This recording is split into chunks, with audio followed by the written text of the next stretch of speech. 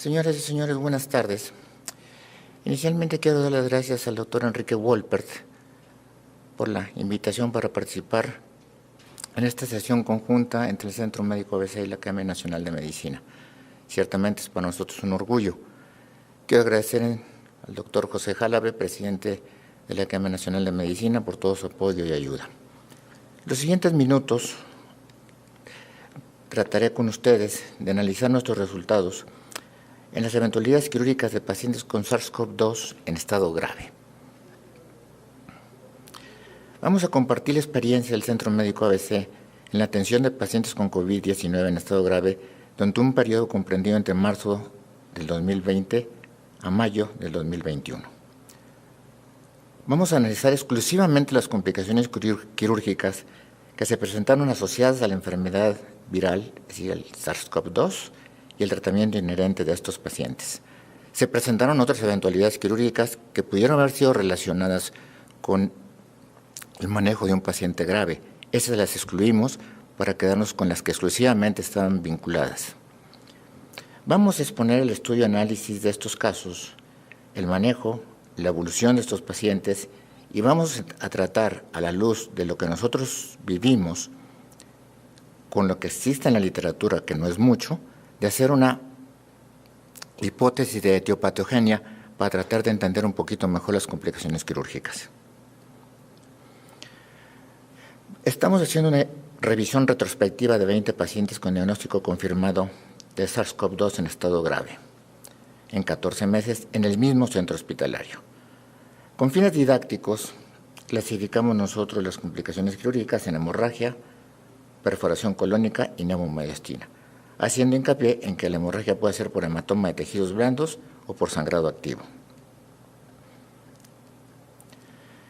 Con respecto a la hemorragia de tejidos blandos, tuvimos 7 pacientes con predominio del sexo masculino y con una edad media de 59 a 88 años. Hicimos la correlación con la aplicación de heparina para ver qué tanta influencia tenía la acción de la heparina en el sangrado de estos pacientes. Si ustedes pueden ver, 28.5 de los pacientes tenían 40 miligramos de heparina y 80 miligramos lo tenían 3 pacientes, 60 miligramos 2 pacientes. De manera, esto es muy importante para que a la hora que nosotros tratemos de hacer la etiopatogenia podamos hacer nosotros algunas conclusiones sobre la interacción de la enfermedad con el tratamiento. El origen del sangrado de tejidos blandos fue origen retroperitoneal en 6 pacientes y un paciente con sangrado de la epigástrica inferior en el recto abdominal y posteriormente sangró de la pudenda y luego de las arterias ilíacas.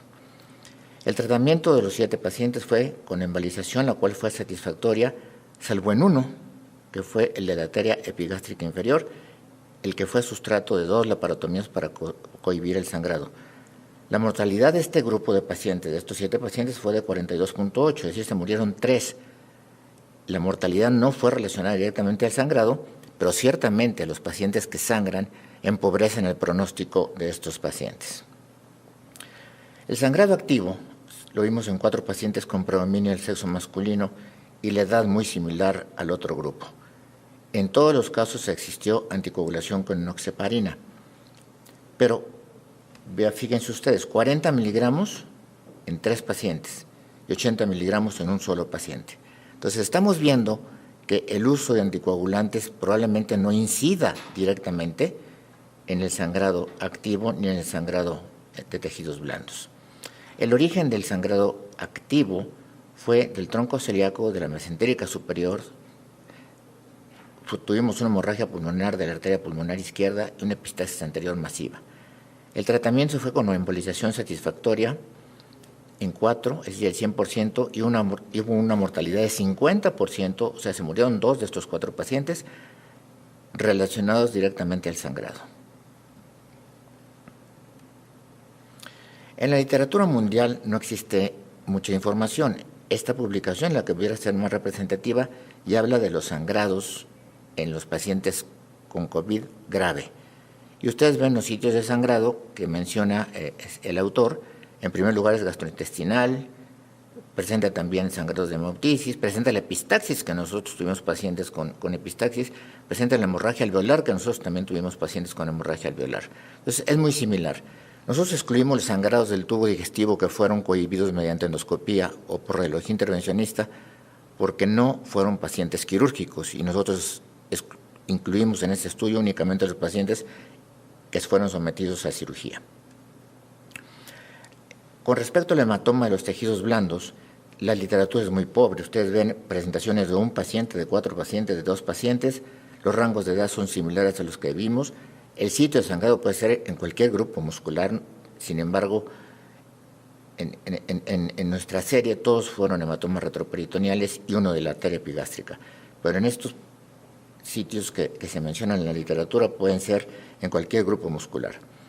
Todos estuvieron sujetos a anticoagulación y todos tuvieron una resolución por radiología intervencionista en forma adecuada. Si tratamos de hacer una explicación de etiopatogénesis, ¿qué pasa con estos pacientes con sangrado? Sabemos que el estado proinflamatorio de estos pacientes y la sepsis viral provocan una activación concomitante de los sistemas de coagulación y fibrinolisis. Estos producen consumo de factores de coagulación, estado hiperfibrinolítico, trombocitopenia y tormenta de citocinas, que provoca un estado trombohemorrágico. En un inicio se presentó la trombosis, entonces vino la anticoagulación, después vimos el sangrado, y el sangrado pensamos que es provocado tanto por la tromboprofilaxis, que es muy difícil de sostener esta tesis porque vimos que los pacientes pueden ser manejados con dosis muy bajas o con dosis más altas y también sangran, tanto en la literatura como en nuestra serie. Pero pensamos que puede influir la hipoxia prolongada de los tejidos. Los pacientes que tienen un dímero D elevado de más de 2.500 o que tienen trombocitopenia de menos de 150.000 tienen un curso severo de la enfermedad y su índice de mortalidad se eleva considerablemente. La siguiente complicación que nosotros vimos quirúrgica fue perforación colónica espontánea. Tuvimos 3 pacientes, todos se perforaron en ciego, los rangos de edad son entre la quinta y sexta de la vida, todos tenían esteroides, 2 tenían tocilizumab y 1 no.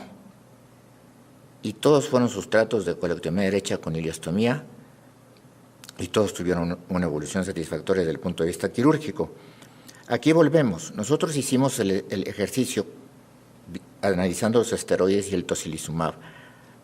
Con el antecedente al tocilizumab, que por ahí de 2014, cuando se usó para artritis reumatoide, provocaba perforaciones espontáneas de colon. Entonces queríamos ver qué tanto estaba influyendo el tocilizumab. Pero en un paciente nosotros no estaba con tocilizumab y se perforó de colon. Y si vemos la literatura, de toda la literatura que está aquí, que son 15 pacientes que están mencionados en la literatura, solo 3 estaban sujetos a tocilizumab y 5 a esteroides. De manera que volvemos a caer en el conflicto de qué tanto están influyendo los medicamentos o el tratamiento en las complicaciones quirúrgicas de estos pacientes, o qué tanto es estrictamente la enfermedad la que está provocando las complicaciones.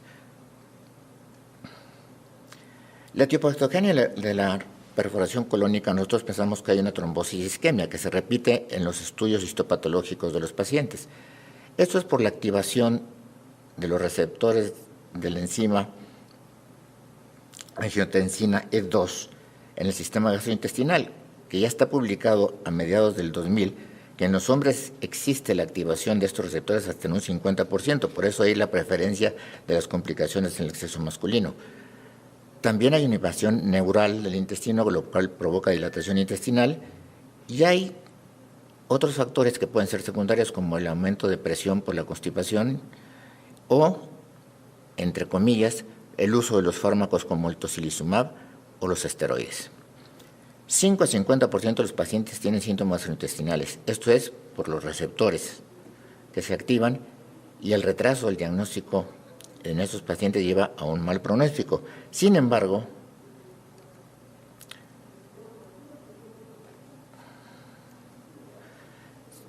en los 3 pacientes que nosotros tuvimos del sexo masculino, todas las perforaciones ocurridas a nivel del ciego, y en la literatura nosotros vimos que hay perforaciones en ciego, en ascendente y en otros sitios del tubo gastrointestinal. En los pacientes que se usaron esteroides, todos los pacientes que usaron esteroides, solo 5, y de los pacientes que usaron tocilizumab solo eran 3. Entonces, la tesis de que el tocilizumab o los esteroides influyen en la perforación, pues habrá que vigilarla de cerca, no la podemos fundamentar estrictamente. El tratamiento fue micolectomía derecha con ileostomía terminal, tuvimos buenos resultados. Sin embargo, en la literatura el tratamiento quirúrgico es muy anárquico, va desde el tratamiento conservador hasta otra serie de alternativas quirúrgicas que a nuestro juicio no son muy ortodoxas. Neumomediastino. En neumomediastino se documentaron 6 casos con predominancia del sexo masculino 83.3 con edad media de 62 años. Esta complicación se observó aún en ausencia de barotrauma por ventilación mecánica invasiva en uno de los pacientes. Este es el paciente de una fístula traqueosofágica. El tratamiento de estos pacientes fue fasciotomía torácica anterior en 3 pacientes, sonda endopleural en 2 pacientes y traqueoplastía con colgajos de músculo esternoideo en un paciente con muy buena evolución. La mortalidad en estos pacientes en nuestros casos fue de 16.6%, lo cual es importante porque la publicación más trascendente en la literatura tiene mortalidad de 72.7%. Entonces, nosotros tenemos que en ellos el neumomediastino y el neumomediastino con enfisema subcutáneo fueron las más frecuentes eventualidades. ¿Qué pasa en el neumomediastino espontáneo? Arranca todo con el fenómeno de McLean, es el aumento de la presión en el árbol bronquial, que se transmite hacia la pared alveolar, hay una lesión alveolar, hay un incremento en el gradiente de presión entre el alveolo y el parénquima pulmonar y una ruptura alveolar y fuga aérea que nos da las complicaciones de neumomediastino, neumotórax, neumopericardio y enfisema subcutáneo que pueden ir solas o asociadas.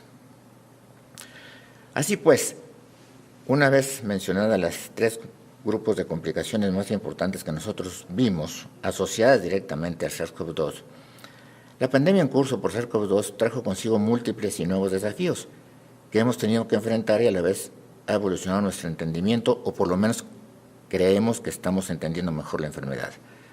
Las 3 eventualidades quirúrgicas previamente descritas están asociadas a mal pronóstico, aunque solo en una de ellas, que es el sangrado, murieron como causa del sangrado, las demás no murieron a causa de la complicación, pero la complicación empobrece el pronóstico. Existe una mayor incidencia de esas complicaciones en el sexo masculino y en pacientes que cursan entre la 6ª y 8ª década de la vida. Las eventualidades quirúrgicas son producto de una compleja interacción entre la infección viral por SARS-CoV-2 y el manejo intensivo que requieren estos pacientes.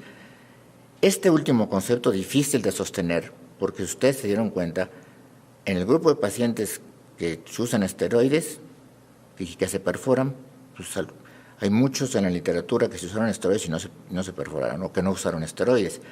La acción del tocilizumab tampoco se puede, aunque tiene el antecedente que provoca perforaciones espontáneas, con los números tan cortos en la literatura y en nuestra serie, no podemos nosotros tomar ninguna determinación directa de que esta droga esté actuando directamente sobre la perforación. En el sangrado, las dosis que se utilizaron para anticoagular pues fueron muy variadas, de dosis profilácticas a dosis más altas por infusión profiláctica, por infusión directa. Entonces, todavía no podemos decir en qué tanto porcentaje influye el manejo de los pacientes. Se debe mantener presente que los pacientes con COVID-19 pueden desarrollar complicaciones quirúrgicas y se debe mantener una vigilancia estrecha y un alto índice de sospecha para evitar complicaciones tardías. Si ustedes se dieron cuenta, contar con radiología intervencionista con fines diagnósticos y terapéuticos es crucial. Así pues, me despido de ustedes diciendo que nuestra muestra es relativamente pequeña y que los resultados que son interpretados por el análisis de nosotros deben ser interpretados con precaución. Señores, muchas gracias.